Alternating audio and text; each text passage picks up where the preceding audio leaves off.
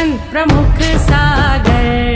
स्वर्णिम स्वर्ण जयंती का अवसर ये महान है, मिलकर हम मनाएंगे गुरुवर देश की शान है। प्रमुख सागर जय हो गुरुवर, प्रमुख सागर जय हो गुरुवर।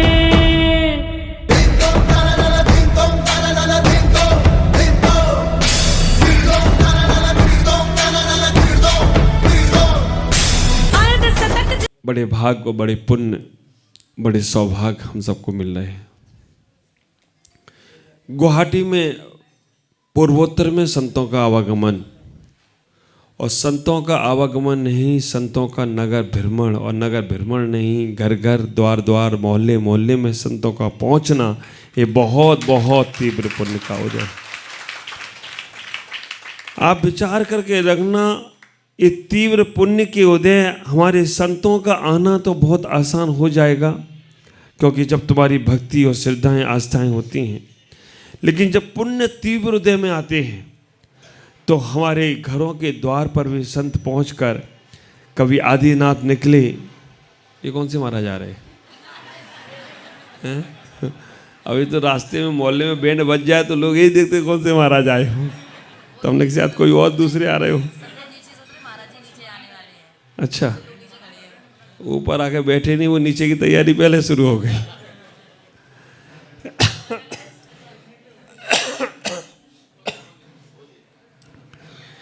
यह पुण्य आज मुझे नगर भ्रमण जो कुछ हो रहा है, पूरी पंचायत की एक बड़ी कृपा एक पूरी समाज पर है, जो पूरा चाहे रियावाड़ी हो, चाहे दिसपुर हो, चाहे आठगांव हो, चाहे केदार रोड हो, चाहे घर घर हो, हर जगह मैं पहुंच रहा हूं। इसके लिए जोरदार एक पंचायत का सम्मान आपको करना। आप इतना ही विचार करके रखना, आप भक्ति तो कर सकते हैं, श्रद्धाएं तो बना सकते हैं, और भक्ति और श्रद्धा के माध्यम से आप सब कुछ कर सकते हो। लेकिन उस परम तत्व को पाना है तो जीवन को बदलना भी पड़ता है। अभय कुमार राजा सैनिक के पुत्र थे। उनके सामने 3 प्रसंग ऐसे आए। एक बहुत विशालकाय आदमी को एक छोटे से लोटे में कैद करना है। पहला प्रसंग आया, बहुत विशालकाय आदमी है, उसे छोटे से लोटे में कैसे डाला जाए।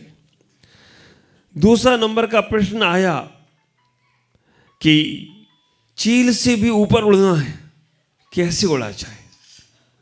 बाज सबसे ऊपर उड़ता है, उससे भी ऊपर उड़ना है तो कैसे उड़ना है।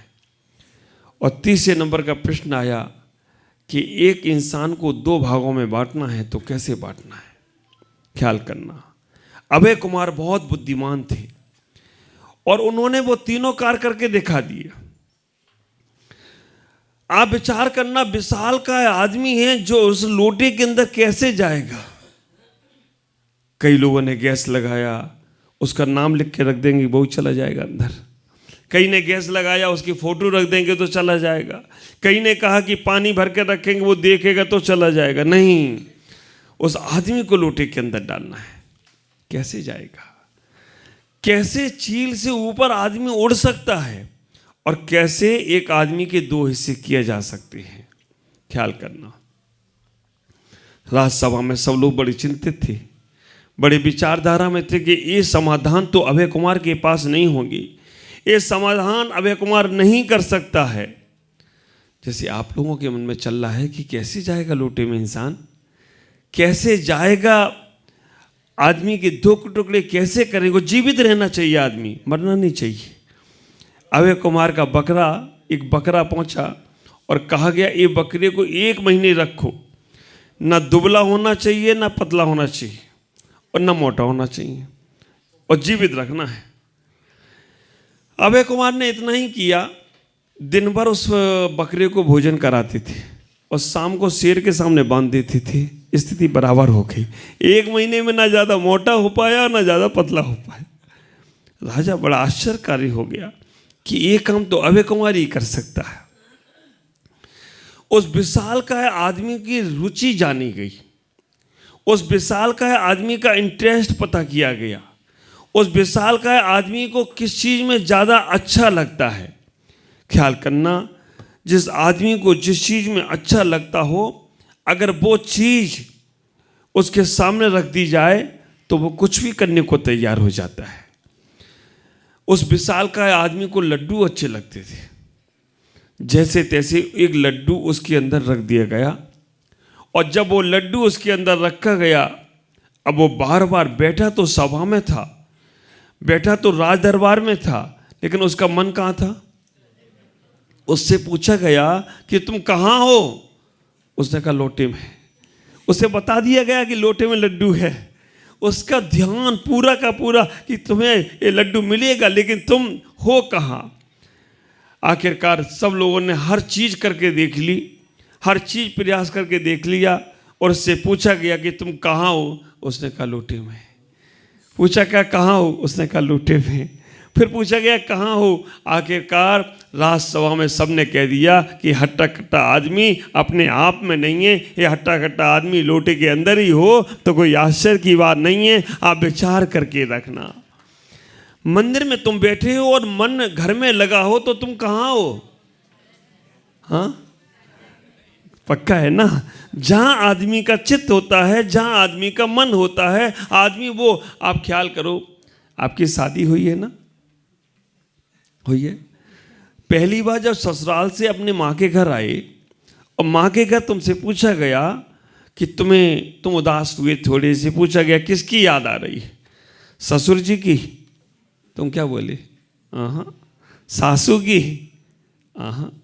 देवरानी की? ननंद की? किसकी याद आ रही है? कुछ तो बोलो। तुम तो ऐसे शांत हो गए जैसे तुम्हें याद ही नहीं आ रही होगी। आप विचार करके रखना, उस वक्त आपका मन जिससे लगा हुआ है, जिसके प्रति अटैचमेंट है, जिसके प्रति चित्त लगा हुआ है, ये हमारा जैन सिद्धांत बोलता है, ये जैन आगम बोलता है कि आपकी क्रिया से ज़्यादा आपके भाव प्रधान होना चाहिए। हमने पूजा की सामग्री बहुत बार मंदिर में चढ़ाई, और एक बार भी भावपूर्वक चढ़ा ले तो हम कहेंगे उसी वक्त जैसे वो मेढक भावपूर्वक भगवान महावीर के दर्शन करने गया और वो मेढक रास्ते में मरण को भी प्राप्त हो गया, तो राजा सैनिक तो बैठे रहे हाथी पर ही, वो मेढक अगर समोसन में पहले पहुंच गया हो तो कोई आश्चर्य की बात नहीं होती है। तो सबसे पहले चित्त तुम्हारा कहाँ है? उस हट्टे कट्टे आदमी का चित्त उस लोटे में रखे लड्डू के प्रति था। तो राजसभा ने घोषणा कर दी कि बिल्कुल सही है, ये आदमी हट्टा कट्टा उस लोटे में पहुंच गया हो तो कोई आश्चर्य की बात नहीं। दूसरा, चील से ऊपर उड़ना है, बाज से ऊपर उड़ना है। कैसे उड़ोगे? एक आदमी ने, अभय कुमार ने नकली पंख बनाए और महल की सबसे ऊपर वाली छत पर, इस छत से उस छत तक रस्सी बांधी और उस पर वो लटक गए। पंख फैलाते रहे, नीचे वाले को लग रहा था कि पंख से ही उड़ रहे हैं। अब बाज को जब चील को छोड़ा गया तो चील तो बहुत ऊपर चली गई। सब घबरा गए कि अब ये तो हार जाएंगे शर्त। लेकिन अभय कुमार बहुत बुद्धिमान थे, अभय कुमार बहुत होशियार थे, बहुत समझदार थे। उन्होंने कहा इस चील को क्या अच्छा लगता है। वो चील पालतू थी, वो चील को पाला गया था। उस चील को, वो क्या होता है ना, पिंड, खजूर पिंड, पिंड खजूर, खजूर पिंड नहीं, पिंड खजूर, उसे पिंड खजूर अच्छे लगते थे। और पिंड खजूर सारे के सारे अभय कुमार ने अपने पूरे शरीर में बांध रखे थे। वो ऊपर उड़ रहे थे, पिंड खजूर नीचे लटक रहे थे। चील ने ऊपर से देखा, अरे मेरी मतलब की चीज है। आप विचार करके रखना, चील ने जैसे ही देखा ये पिंड खजूर है, वो ऊपर उड़ना छूट गया और नीचे जाकर पिंड खजूरों में लग गया हो। वो उस पूरे शरीर में पिंड खजूरी के पेड़ जैसा लटका रखे थे, वो पिंड खजूर में लटक गया। और वो दूसरी शर्त भी अगर जीत गए हों तो कोई आश्चर्य की बात नहीं है। ये अभय कुमार की बुद्धि थी। ख्याल करना, बुद्धिमान व्यक्ति वो ही होता है कि जो हर समाधान को कर लेता है। तीसरे नंबर पर एक आदमी के दो टुकड़े करना है। आदमी जीवित रहना चाहिए, मरना नहीं चाहिए। कैसे करोगी? राजसभा लगी है, सभी लोग लगे पूरे राजसभा में, और अभय कुमार के पास बड़े बड़े खंजर दे दिए गए। और कहा गया अभय कुमार से कि आपको इस आदमी के 2 टुकड़े करना है और जीवित रहना चाहिए, मरना नहीं चाहिए। सब लोग स्तब्ध थे। सब लोगों के चेहरे पर एकदम से हवाइयाँ उड़ गई थी कि आज तो अभय कुमार को हिंसा करना पड़ेगी, पाप करना पड़ेगा। ख्याल करना, लेकिन अभय कुमार ने 2 टुकड़े कर दिए और वो जीव जिंदा भी रह गया। कैसे की? अभय कुमार ने हाथ आगे लिया, एक नाखून बड़ा था, उस नाखून को काट दिया, एक हाथ पे रखा, कहा एक टुकड़ा ये खड़ा है और एक टुकड़ा ये शरीर का हो तो कोई आश्चर्य की बात नहीं है। इस शरीर के ही 2 भाग हो गए और कोई इसमें जीव को हानि भी नहीं हुई हो तो कोई आश्चर्य की बात नहीं है। उन्होंने ये नहीं कहा बीच से करना, शरीर के 2 भाग करना, नाखून भी एक भाग है। आप विचार करना, ऐसे ही हमारे जीवन में कई बार प्रसंग पैदा होते हैं।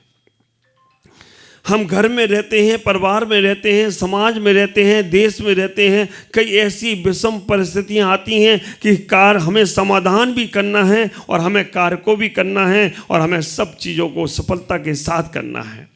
कैसे करूँ? आप विचार करके रखना, जिसके अंदर अच्छी भावना होती हैं वो हर कार्य को अच्छे तरीके से करता चला जाए तो कोई आश्चर्य की बात नहीं है। और अगर मन में कहीं कलुषित भाव आ जाए, अगर हमारे मंदिर उपकार के भाव हैं, हमारे मन में अच्छे भाव चलते हैं, हमारे मन में परिणाम अच्छे होते हैं तो हमारा मंदिर आना भी सार्थक हो जाता है। और अगर मन में खराब भाव हैं तो हम कहीं भी रह जाएं, हमारा वो जीवन सार्थक नहीं होता है। इतना ही विचार करो। हम बरसों से मंदिर आते हैं, भगवान की पूजा करते हैं, भगवान की उपासना करते हैं। ये मंदिर में भगवान आए एक बार और तुम्हें देखकर मुस्कुरा रहे हैं। वो कह रहे हैं, नादान इंसान, हम पाषाण को तुम एक बार मंदिर लाए और मैं हमेशा के लिए पूज होता चला गया और तुम बार बार मंदिर आकर एक बार भी पूज नहीं हो पा रहे हो। कैसे तुम्हारा जीवन चलेगा? कैसे तुम्हारा जीवन यापन होगा? ख्याल करो। स्कूल कॉलेज में पढ़ने वाले बच्चे 1 साल फेल हो जाएं तो चलो दूसरी बार उनको स्कूल में रखा जाता है, इस बार नहीं तो अगली बार पास होंगे। दूसरी बार भी फेल हो जाएं तो फिर तीसरी बार में तो उनको निर्देश दे दिया जाता कि इस बार फेल हुए तो स्कूल से नाम काट दिया जाएगा। तीसरी बार वो मेहनत करता है, पास हो जाता है, और नहीं हो पाए तो उसका नाम हटा दिया जाता है। आप लोग धर्म की क्लास में कितनी बार आ रहे हो? कब से कॉलेज और स्कूल ज्वाइन किया है, लेकिन पास हुए कि नहीं हुए? महाराज हम तो पास ही हैं। ख्याल करके रखना, हमारा मंदिर आने के बाद, गुरुओं के पास आने के बाद, धर्म के पास आने के बाद, हमारा स्वाध्याय करने के बाद हम पास हुए हैं, उसका भी नापदंड आपको ही दिया गया।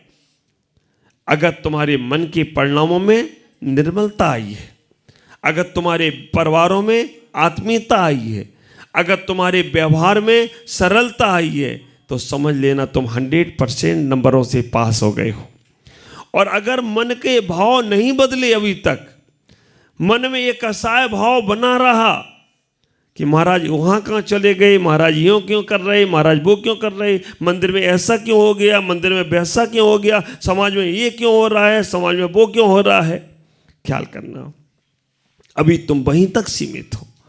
और अगर आपके मन में ये भाव आ जाए कि अच्छे कार्य हो रहे हैं, धर्म के कार्य हो रहे हैं, हमें अच्छे कार्य करना है, अच्छे कार्यों को आगे बढ़ाते चले जाना है और अपना भी कल्याण करना है और दूसरे का भी कल्याण करना है, तो समझ के रखना तुम अपने जीवन में कुछ पा रहे हो और कुछ पाकर आगे से आगे पहुंच रहे हो। ये नापदंड, ये तराजू तौलने की आपको दे दी। अगर स्वाध्याय करने के बाद भी आपके घरों में क्लेश है, आपके घरों में आपकी आत्मीयता नहीं है, एक दूसरे से विचार ही नहीं मिलते हैं, क्या करेगा वो ग्रंथ, क्या करेगी वो माला? एक हाथ में माला करते रहोगे और एक मन तुम्हारा और कहीं चला जाएगा। तो विचार करके रखना, ये सारे के सारे झंझट कम, ऐसा नहीं है झंझट अभी से चल रहे हैं, आदिनाथ के समय पर भी थे, लेकिन उस दिन का उदाहरण लेकर अपने बातें छुपाना मत। आदिनाथ के समय पे भी भरत और बाहुली में युद्ध हुआ था। तुमको जब वो लड़ सकते तो हम भी क्यों नहीं लड़ेंगे? ख्याल करना, वो मोक्षगामी थे, उन्हें सब जन्नत की हकीकत मालूम थी। तो हमें इतना ही ख्याल करना है, इतना ही विचार करने का प्रयास करना है कि हम कैसे अपने परिणामों को अच्छा रखें। मूल पूरा उद्देश्य परिणामों पर है, भावों पर है, विचारों पर है। हमारा जैन धर्म भाव डिफरेंट धर्म है। हमारा जैन धर्म भावों पर आधारित धर्म है। अगर हमारे परिणाम, हमारे भाव निर्मल नहीं होते हैं तो हमारा जीवन संसारिक ही है और संसार में ही रहेगा। आज सुबह स्वाध्याय हो रहा था, अभी हमारे नीति वाक्य का स्वाध्याय हो रहा है, और नीति वाक्य में ऐसी ऐसी बातें जी दे दी गई, ऐसी ऐसी बातें रखी गई। उन्होंने कह दिया कि सामायिक श्रावक भी करता है, सामायिक प्रतिमाधारी भी करता है और सामायिक मुनि भी करते हैं। तीनों में अंतर क्या है? तीनों में अंतर इतना ही है, श्रावक सामायिक अभ्यास के लिए करता है। मैंने एक उदाहरण दिया, बहुत से लोगों ने, मेरी माताजी लोगों ने पूछा कि सामायिक करते समय हम पढ़ाई भी कर सकते हैं क्या, स्वाध्याय भी कर सकते हैं क्या? क्या उदाहरण दिया था सुधा बहन? उदाहरण मैंने दिया, मोबाइल चार्ज में लगाया है और चार्ज में मोबाइल लगाकर तुम बात भी कर सकते हो क्या? करते सकते हो, लेकिन कभी मोबाइल फट गया ना तो हाथ भी जाएगा और कान भी जाएगा। इसलिए चार्ज लगाते समय मोबाइल को चार्ज होने दो, उस वक्त उसमें प्रवृत्ति नहीं करो तो तुम्हारा वो चार्ज मोबाइल बिल्कुल अच्छे से होगा। ऐसे ही जब हम सामायिक करने के लिए बैठे तो हम बाह्य प्रवृत्ति से बचने का प्रयास करें। 24 मिनट का समय मिला है, थोड़ा सा समय मिला है। कहते हैं एक घड़ी आदि में पुण्याद, तुलसी संगत साधु की हरे कोटि अपराध। एक घड़ी 24 मिनट, 24 मिनट अगर संगत कर सको तो करने का प्रयास करो। 24 न कर पाओ तो 12 मिनट करने का प्रयास करो। 12 मिनट ना कर पाओ तो 6 मिनट। अगर 6 मिनट में आपने अपनी संगति कर ली तो ख्याल करके रखना, कोटि हरे कोटि अपराध, करोड़ों करोड़ों जन्मों के पाप भी खत्म हो जाएं तो कोई आश्चर्य की बात नहीं है। बहुत से लोग से मैं कहता हूं कि जीवन में मुस्कुराने का सूत्र अपने जरूर अपनाओ। तुम्हारे 30 सेकंड की मुस्कुराहट में ये फोटो बहुत अच्छी आती है। आती कि नहीं आती है? कल हम लोग गांधी मंडप में गए, हमारे महावीर भाई भी अध्यक्ष भी वहाँ, पूरा समाज, सभी लोग। पहली बार ऐसा इतिहास हुआ कि जिन गांधी जी ने 5 जैन सिद्धांतों को अपनाया, अहिंसा का, उन्होंने कभी शस्त्र नहीं उठाई, अपरिग्रह का, एक लंगोटी से ज़्यादा उनके पास परिग्रह नहीं रहा। विचार करना, गांधी जी के सामने एक बात कही गई कि तुम्हें 500 रुपये में अपना महल बनाना है, झोपड़ी बनाना है, बना देगी। उन्होंने 100 किलोमीटर के ही दायरे की लकड़ी आदि से 500 रुपये में भी बचा के दे दिया। अपरिग्रह का सिद्धांत, अहिंसा का सिद्धांत, आचौर्य का सिद्धांत उनके पास सारे थे। वो जीवन भर गांधी जी घूमे लंगोट में और आखिरी में बैठ गए 500 के नोट में। आप विचार करके रखना, जीवन भर तो घूमे लंगोट में, लेकिन अपरिग्रह का सिद्धांत उनका था। एक ऐसा वो नेता हुआ गांधी जैसा जिसने सत्ता पे नहीं बैठा। 2 ही महान आत्माएं ऐसी हुई जिन्होंने राजगद्दी स्वीकार नहीं करी, लेकिन हर जगह पूज्यता को प्राप्त हो गए। नारायण श्री कृष्ण ने कोई राजगद्दी स्वीकार नहीं की, उन्होंने सबको राजगद्दी दी, लेकिन खुद उससे अलिप्त रहे। नारायण श्री कृष्ण, उनकी लीलाएं होती हैं। दूसरे गांधी जी हुए, और आप ख्याल करो, दोनों का नाम तो देखो, एक को मोहन बोलते थे, एक को मोहनदास करमचंद गांधी बोलते थे। दोनों ने सत्ता नहीं ली। नारायण श्री कृष्ण को मोहन कह के बुलाया जाता था और गांधी जी को मोहनदास करमचंद गांधी। और तीसरे अभी हुए हमारे मोदी जी। हाँ, आप ख्याल कर ले, लेकिन मोदी जी ने तो सत्ता संभाल के रखी। और कई बार तो ये होता है, ये भारत और ऑस्ट्रेलिया का मैच हुआ ना, भारत हार गया। लोगों ने क्या कमेंट्स किया मालूम? इंदिरा गांधी ने भारत को जिताया, इंदिरा गांधी हार गई। और मनमोहन ने जिताया भारत को, मनमोहन हार गए। मोदी को ये सब मालूम था, उनने कि भारत को जिताया तो मैं हार जाऊंगा, इसलिए भारत को हराओ तो ही मैं जीतूंगा और जीतेगा। आप विचार करके रखना, इतना ही विचार करो। हम अपने जीवन को समझने का प्रयास करें, हम उस जीवन को व्यवस्थित बनाएं। मैं कहाँ बात कर रहा था? हाँ, अहिंसा की बात कर रहा था। 5 मिनट 30 मिनट की स्माइल में तुम्हारी फोटो बहुत अच्छी आती है। अगर वो जीवन भर मुस्कुराने लगो तो कई जीवन तुम्हारे अच्छे हो जाएं तो कोई आश्चर्य की बात नहीं है। हम अपने जीवन को समझकर उस परम तत्व को पाने का प्रयास करें। मैं जब परम तत्व आपके पास ही है, आज इतना ही कहूँगा कि हम अपने धर्म को, अपने गुरुओं को, उनकी भक्ति को करते रहें। अगर हम इस मानस पर्याय का और इस धर्म का, गुरुओं का सम्मान करते रहेंगे तो धर्म, मानस, गुरु हमारे आते जाते रहेंगे। और हमने थोड़ा सा भी इस धर्म से अपना मन हटाया, अपने गुरुओं से अपना मन हटाया, अपने धर्म की चर्याओं से अपना मन हटाया, तो विचार करके रखना, बड़े पुण्य से तुम्हें मिल तो गए हैं, दोबारा मिलें या ना मिलें कोई कह नहीं सकते हैं। इसलिए आप अपने जीवन को समझकर बहुत आनंद से भरकर जीने का प्रयास करें और अपने जीवन को उस परम तत्व से जोड़ें। आज मुझे बहुत खुशी है कि हमारे पंचायत के सभी यहाँ सदस्य बैठे हुए हैं। रियाबाड़ी और गुवाहाटी और आसाम और पूर्वोत्तर में जो सूर्य पहाड़ का पंचकल्याणक होने वाला है, उसकी तैयारियां जो शोर से चल रही हैं। और आप ख्याल करना, आपके घर में बच्चों की शादी हो तो आप घर घर जाकर निमंत्रण देकर आते हो कि मेरे बेटे की शादी है। जब मेरी दीक्षा हुई थी ना, तो मेरे गुरुदेव हर साधुओं के पास गए और कहा क्या कराए कि मेरे बेटे की दीक्षा है, आना है। तो मैं भी एक निमंत्रण देने आया हूँ कि आज सूर्य पहाड़ का पंचकल्याणक है, पूरे पूर्वोत्तर का पंचकल्याणक है। हम सबको उस पंचकल्याणक से जुड़ना है और उस पंचकल्याणक में आगे से आगे बढ़कर लाभ लेने का प्रयास करना है। ओम नमः जय गुरु।